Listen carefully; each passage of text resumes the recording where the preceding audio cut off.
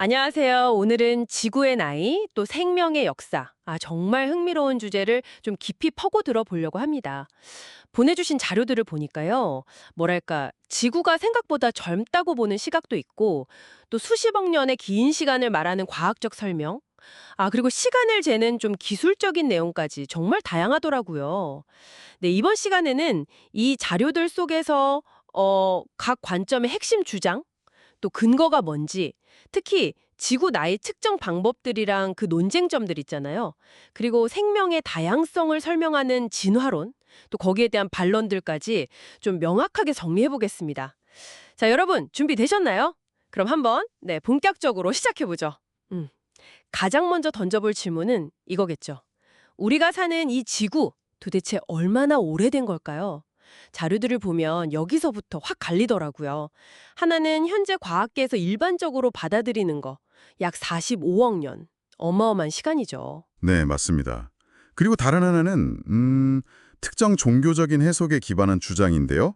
지구가 한 6천 년 정도 되었다. 이렇게 봅니다. 6천 년이요? 네, 이게 성경 창세기에 나오는 족보 기록, 특히 마소라 사본이라고 있는데요. 그걸 글자 그대로 해석해서 개선한 결과에 따른 거예요.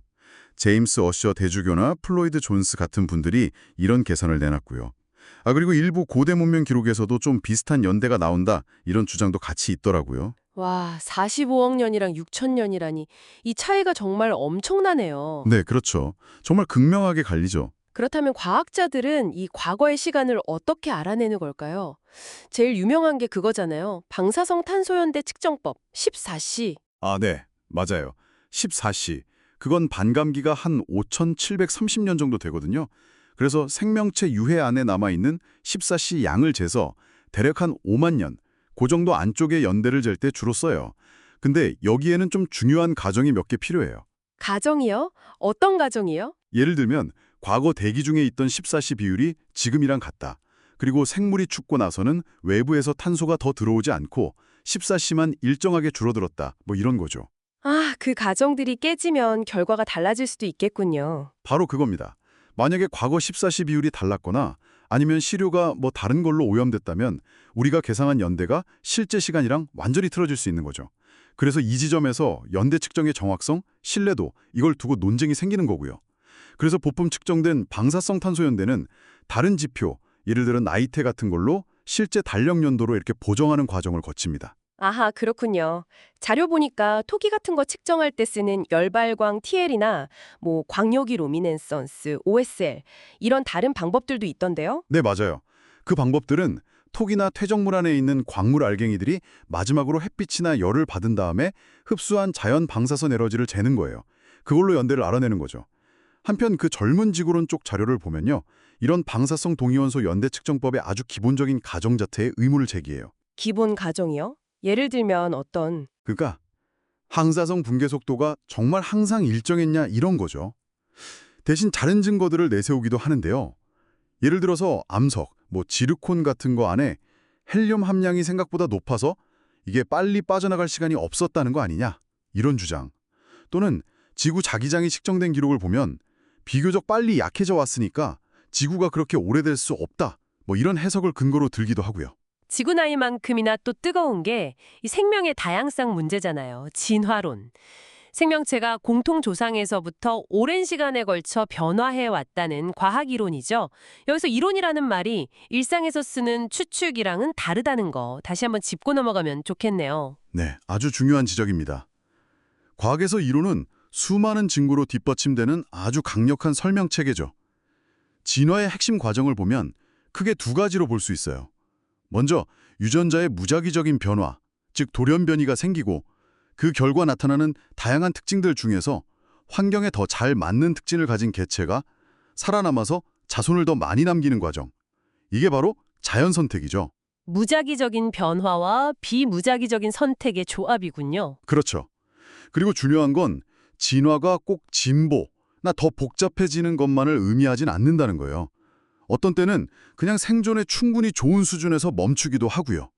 또 환경이 바뀌면 예전에 유리했던 게 불리해질 수도 있죠. 그리고 진화는 한 개체가 아니라 집단 전체에서 여러 세대에 걸쳐 일어나는 변화고요. 그런데 보내주신 자료엔 이 진화론에 대한 비판적인 시각도 꽤 많았어요. 네, 맞습니다. 몇 가지 주요 쟁점들이 있는데요. 첫째는 화석 기록 문제입니다. 종과 종 사이에 그 중간 단계 화석 있잖아요. 그게 생각보다 풍부하지 않다는 잃어버린 고리 지적이 계속 나와요. 둘째는 환원 불가능한 복잡성이라는 주장인데요. 예를 들어 눈이라든가 박테리아의 편모 같은 거. 이게 여러 부품이 동시에 딱 맞게 갖춰져야만 작동하는데 이런 복잡한 구조가 조금씩 점진적으로 개선되면서 만들어질 수 있겠냐? 이런 의문이죠. 뭐랄까 쥐더처럼 부품 하나라도 없으면 아예 쓸모없는 구조를 예로 들어요. 아, 그 항생제 내성에 대한 해석도 좀 흥미롭던데요. 네. 항생제 내성 박테리아가 나타나는 건 분명 관찰되는 변화잖아요.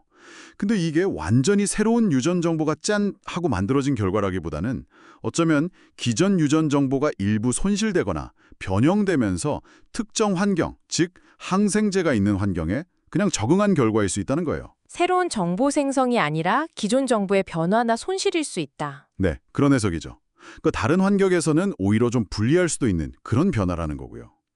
또 척추동물 눈 구조 같은 걸 예로 들면서 설계가 좀 이상하다, 나쁜 설계다, 이게 진화의 증거다 이런 주장이 있잖아요. 거기에 대한 반박도 있고요.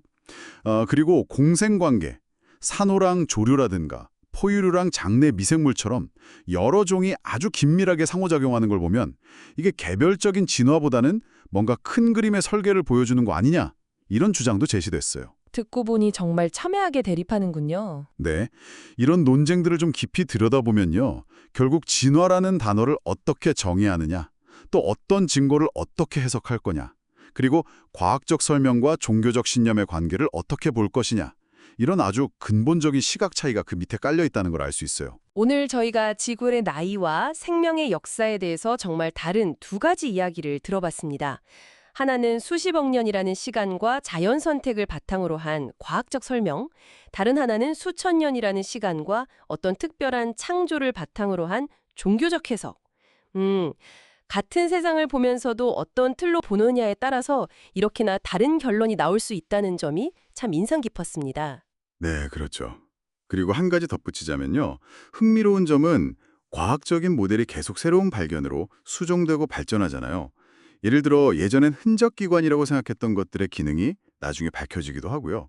그런 것처럼 특정 종교적인 해석 역시 시대나 지식의 변화에 따라서 계속 다양하게 제시되어 왔다는 점도 생각해 볼 부분인 것 같아요. 네, 맞습니다. 자, 마지막으로 이런 질문을 한번 던져보고 싶네요. 앞으로 어떤 새로운 증거나 발견이 나오면 지금 우리가 널리 받아들이는 과학적 설명이나 혹은 특정 종교적 해석을 근본적으로 뒤흔들 수 있을까요? 아니면 이 두 관점 사이의 간극을 좁히거나 혹은 더 버릴 수 있는 그런 결정적인 열쇠는 과연 무엇일지 청취자 여러분께서도 한번 깊이 생각해 보시면 어떨까 싶습니다.